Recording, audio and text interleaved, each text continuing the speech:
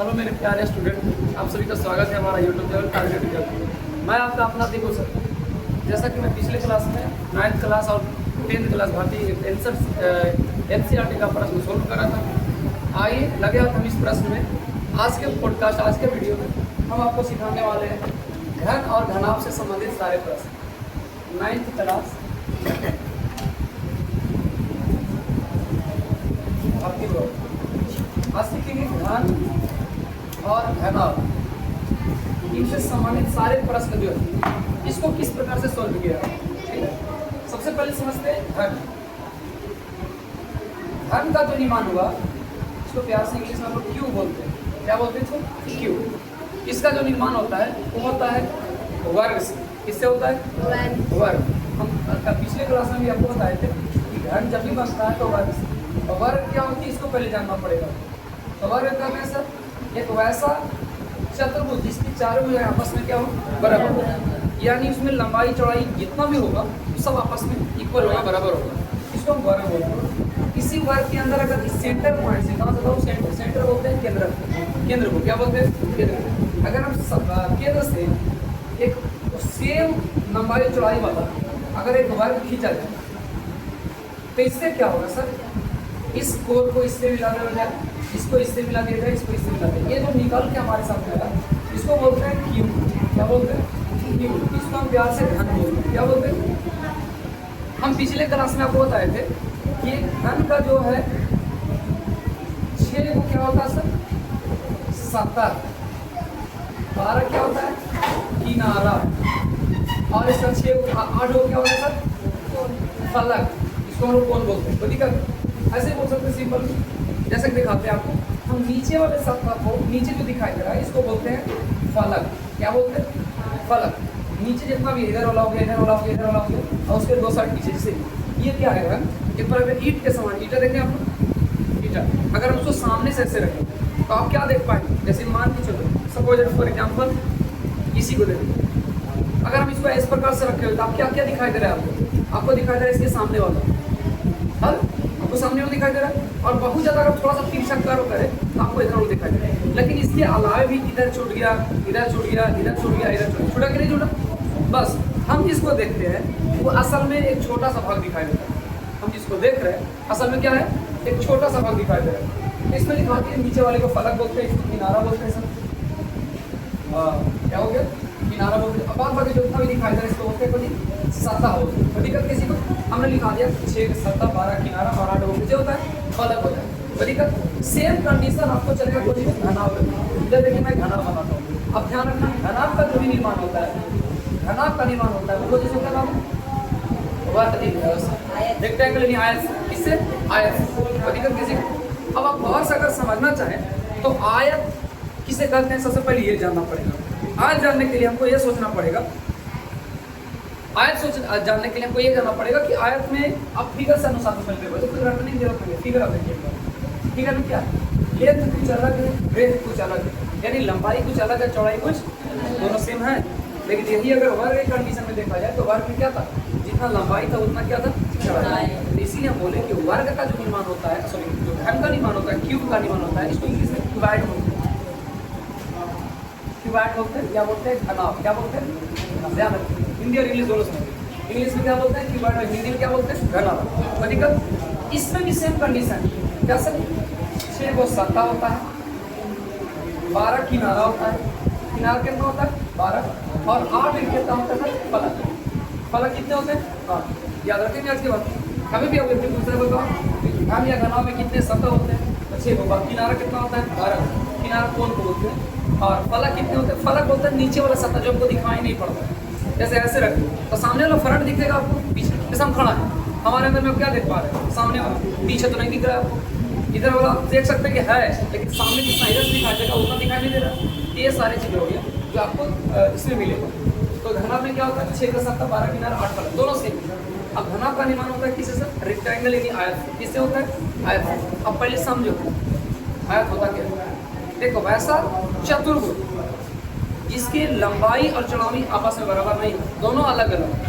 या इसे दूसरे शब्द में वैसे ही बोल सकते हैं, एक वैसा चतुर्भुज जिसकी सामने और आमने सामने की भुजाएं आपस में कुछ बराबर, आमने सामने मतलब इसके ठीक सामने ये बराबर, इसके ठीक सामने ये बराबर, है ना जी, इसके सामने ये बराबर, इसके सामने ये बराबर। अगर ऐसा है तो उसको क्या बोलेंगे, इसको क्या बोलेंगे, आयत बोलेंगे। क्या बोलेंगे, आयत। और आयत से निर्माण होता है किसका, घनाभ का। फिर से समझिए कैसे निर्माण का, देखना है आपको। हमने अभी क्या बोला, सबसे पहले ढूंढिए इसका केंद्र का। सपोज इसको मान चलो केंद्र यहाँ, जितना यहाँ से लंबाई है उतने की लंबाई को यहाँ से हम खींचते कीजिए, सेम इतना ब्रेथ इसका, ब्रेथ में चौड़ाई, उससे तुम सेम चौड़ाई इधर नीचे कीजिए। अब बस फिर मिलाना, इस किनारा को इसके साथ, इस किनारा को इसके साथ, इस किनारा को इसके साथ, इस किनारा को इसके साथ। अब आपके सामने जो मान के आया तो क्या है सर, क्यूबाइड यानी घना। क्या बन के आया, मतलब यहाँ तक की कोई दिक्कत, सबको समझ में आ रहा है बढ़िया से। अब सवाल ये उठता है कि सर ये तो घन और घनाभ समझ गए, घन में कितनी सतह होते हैं, घन में कितने किनारा होते हैं, घन में कितने फलक होते हैं ये भी जानते हैं, घनाभ में कितने सतह होते हैं, घनाभ में कितने किनारा होते हैं, घनाभ में कितने फलक होते हैं, हम इसको भी जानते हैं, जानिए बढ़िया से। अब आपको एक काम करना है, क्या काम करना है सुनिए। अब यहाँ से समझना है कि सर क्वेश्चन कैसे आएगा, साथ ही साथ इसका फार्मूला क्या है मैथ बनाने का। जब गणित हम सोल्व करेंगे तो फार्मूला चाहिए नहीं, बिना घन और घनाभ में फार्मूला जाने आपको क्वेश्चन बनने वाला नहीं है। तो हम आपको इसी वीडियो में आपको सिखाने वाले हैं किसका फार्मूला, ठीक ध्यान रखो। जैसे आपको पूछेगा सर निकालो आयतन, किसका आयतन, घन लिखा हुआ है। अब बार बार घन का लिखे लिखा हुआ है, समझिए आप, बोलेगा घन का आयतन निकालो।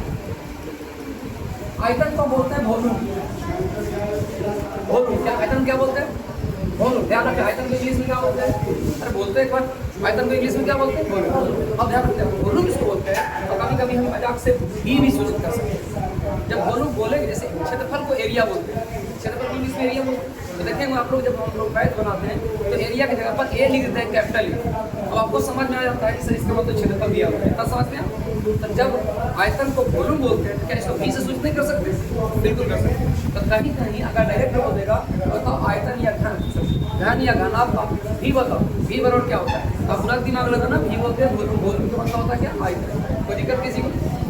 अगर हम घन की बात करें तो बताओ घन में सारा भुजा बराबर आपस में, घन में सारा भुजा क्या है, बराबर है ना, बराबर। तो क्या करेंगे सर, जैसे देखिए अगर घनाभ की हम बात करें, किसका सर, घनाभ का आयतन।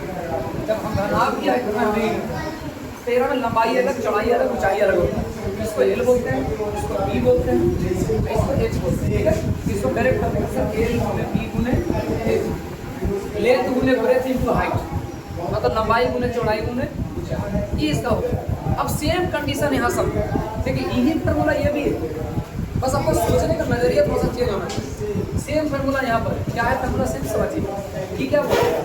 Length into breadth into height, मतलब लंबाई गुने चौड़ाई गुने ऊंचाई।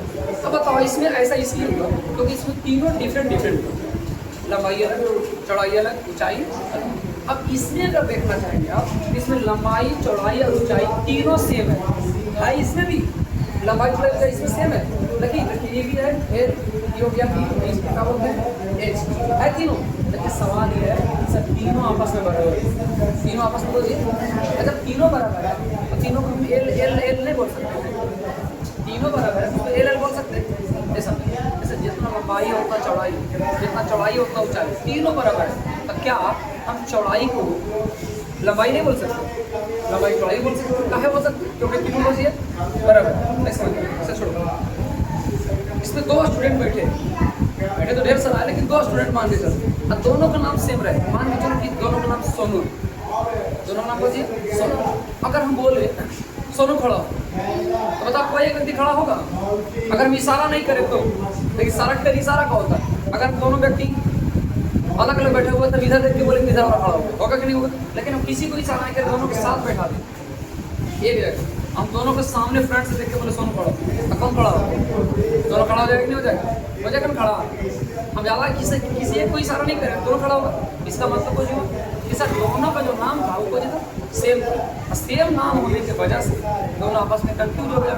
यानी उस सोनू को ये सोनू भी कर सकते हैं, ये सोनू को भी बोल सकते हैं। यानी सीधा कहने का मतलब अगर नाम सबको एक हो तो हम उससे कोई भी व्यक्ति सोच सकते हैं, एकदम सेम ही क्या होता है, याद रखना। जब लंबाई जितना है उतना चौड़ाई, जितना चौड़ाई है उतना ऊंचाई, तीनों बराबर हो गया।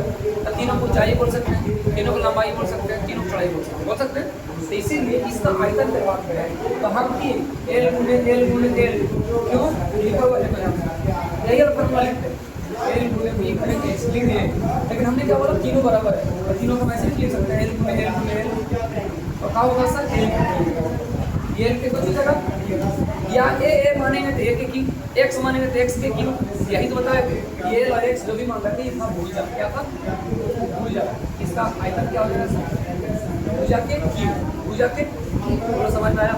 पता ये अलग है सेम है, लेकिन इसमें क्या था अलग अलग था, इसमें सेम था, इसीलिए इसको कहते भूजा के दिक्कत किसी को असमझ है। अगर आपसे पूछे इस तरीके घन हो गया, अगर घनाभ क्या पूछे घनाभ याद रखते हैं विकर्ण और विकर्ण क्या होता है विकर्ण को एक होते हैं हाइपोटेनस होता है, हाइपोटेनस में कर्ण होता है और रेक्टेंगल में जो बनता है उसको विकर्ण बोलते हैं। विकर्ण बताओ अब इसका क्या फार्मूला हो सकता है, अगर हम विकर्ण बना पूछे क्या फार्मूला हो सकता है, हम कल बताया था क्या होता है। देखिए तीनों उसमें अलग अलग है, तीनों अलग अलग है और डायरेक्ट करेंगे अंडर एल का स्क्वायर प्लस बी का स्क्वायर प्लस एच, ये इसका फार्मूला। अगर हम बोले धन का विकर्ण बनेगा, धन का विकर्ण अगर निकालना चाहें क्या बनेगा सर यही होता है। अगर आपसे पूछे बताओ धन का पूर्ण पृष्ठ बताओ धन का पूर्ण पृष्ठ पूछे कैसे बनेगा, बताए पूर्ण पृष्ठ का मतलब सतह का एक है, पृष्ठ बोलते हैं इंग्लिश में सरफेस, साधारण पृष्ठ मतलब होता है हिंदी में सतह, क्या होता है सतह, ऐसे पृष्ठ भी बोलते हैं उसको सतह ही बोलते हैं, इसी को इंग्लिश में सरफेस बोलते हैं, वही बोलते हैं सरफेस। अब बताइए इसमें टोटल कितना सरफेस है 6 का भी भुजा क्या होता है भुजा सभी से बराबर भुजा, अब भुजा इसमें अलग का लंबाई चौड़ाई दोनों बराबर ऐसे इसको पास करते 6 गुना भुजा इसका यही बताए थे। घन के संपूर्ण पृष्ठ अगर यही बात करें घनाभ के संपूर्ण पृष्ठ, घनाभ के संपूर्ण पृष्ठ पूछे तो संपूर्ण बोलिए या पूर्ण पृष्ठ बोलिए बताओ, संपूर्ण पृष्ठ होता है टोटल एरिया बताओ टोटल सरफेस एरिया, सब घनाभ या चाहे घन हो संपूर्ण पृष्ठ का मतलब होता है total surface area, total surface. अब बताइए कैसे हो बताए कैसे इसका फॉर्मूला है L V plus E H plus यही फार्मूला सीखे थे ना, यही सीखे थे ना। अब कुछ आ जाएगा लेकिन मेन फार्मूला भी हुए खड़े, अब एक अलावे पॉइंट बनाने का तरीका अलग है और कई लोग फार्मूला समझ लेते हैं गलत बात। जैसे मान के चलो कभी कभी दे देगा किसी घनाभ के आयतन 84 मिले, क्या दे देगा 84, या मान के चलो किसी घनाभ का आयतन दे रहा है, किसी घनाभ का आयतन दे रहा है बात सुने। जब घनाभ का आयतन दे रहा है, जब घनाभ का आयतन दे रहा है अगर बाद आपसे पूछेगा कि लंबाई दे दी चौड़ाई दे दी ऊंचाई दी, तो देखिए घनाभ की लंबाई दे दिया आयतन दे दिया, इधर लंबाई गुने चौड़ाई गुने ऊंचाई। अभी भी अगर ऐसा क्वेश्चन है एक चीज क्या है लंबाई चौड़ाई ऊंचाई तीनों दे रखा है, लंबाई चौड़ाई ऊंचाई तीनों दे रखा है, आपको क्या करना है घनाभ के आयतन के सामने घनाभ का आयतन को फॉर्मूला करना, लंबाई दे चौड़ाई दे ऊंचाई पूछेगा कुछ नहीं करना है, डी को भी रहने दीजिए एल और बी को करना नहीं चाहिए, ये हो जाएगा एच बराबर। तो ऐसे करके हम कई फार्मूला निकाल सकते हैं, मुख्य रूप से जो फॉर्मूला होता है ये होता है। तो हमको बताओ आप लोग का समझ में आया ये समझ में आया, अगर ये समझ में आया तो पहली बात तो इसको याद करिए, लेकिन बिना इसको याद किए फार्मूला क्वेश्चन बनने वाला नहीं। अब इसके तुरंत नेक्स्ट वीडियो में हम आपको सिखाने वाले हैं कि आखिर एक्सरसाइज कितना चालू होगा, इसके बाद एक्सरसाइज चालू होगा 14, उसमें किस प्रकार से प्रश्न आते हैं कैसे सोल्व किया, कोई दिक्कत किसी को उसको आप उतार सकते हैं।